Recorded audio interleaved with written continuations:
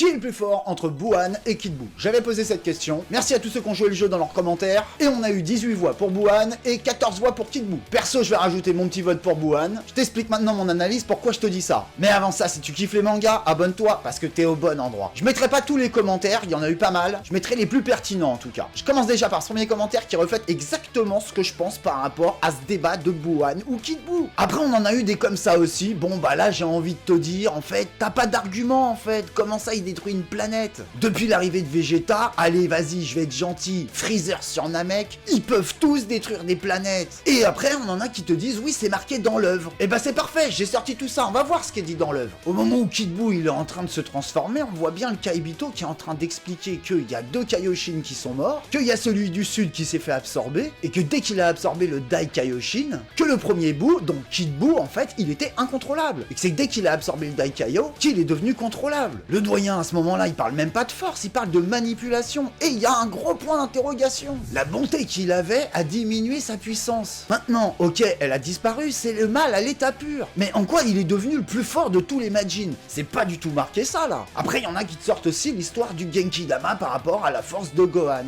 Mais le Genki Dama, c'est pas un Kamehameha. Quand il recueille l'énergie de tout le monde, tu vois bien que Vegeta, déjà, il est en galère. Il voit bien qu'il n'y a pas assez d'énergie dans la boule. C'est Mister Satan qui demande à tous les humains. Et quand Goku, il la lance sur Buu, tu vois bien qu'il contrôle plus du tout le Genki Dama, qu'il galère. Et même Vegeta, il est dégoûté à ce moment-là. Heureusement qu'il y a le souhait de Vegeta qui arrive par là, que les Dragon Ball remettent de la puissance à Goku. Et ça, c'est grâce au contrôle, en fait, de son énergie. Ça n'a rien à voir avec l'énergie qu'il y a déjà dans le Genki Dama. Pour les commentaires Buwan, bah je suis désolé, il y en a, ils disent exactement la réalité des choses. Quand Goku va pour aider Gohan quand il se bat contre Boutenks, le doyen Kaioshin, il lui dit bien qu'ils pourront rien faire contre lui même à deux. C'est comme ça qu'il lui propose les Potala. Tu vois bien que Buu, quand il a absorbé Gohan, à ce moment-là, il a même plus de limite de temps, il est encore plus balèze que quand il était en Boutenks. Et juste avant le combat contre Kid Buu, on voit bien Goku qui dit au doyen, non, on n'a plus besoin des Potala. Et en plus, Buu n'a plus personne qui l'ait absorbé. Quand il arrive devant le Kid Buu, il lui dit carrément qu'il aurait pu le battre quand il était sous sa forme de gros Buu en Super Saiyan 3. Et qu'il a laissé ça pour la génération future. Donc je sais que ça peut rendre perplexe les grands fans de Kid Buu, mais faut se dire les choses. Et ce genre de commentaires, bah te dit en fait exactement qu'est-ce qu'il en est. Oui, ça fait chelou de se dire que le dernier boss c'est pas forcément le plus fort. Mais pourtant je suis désolé, ça paraît super clair.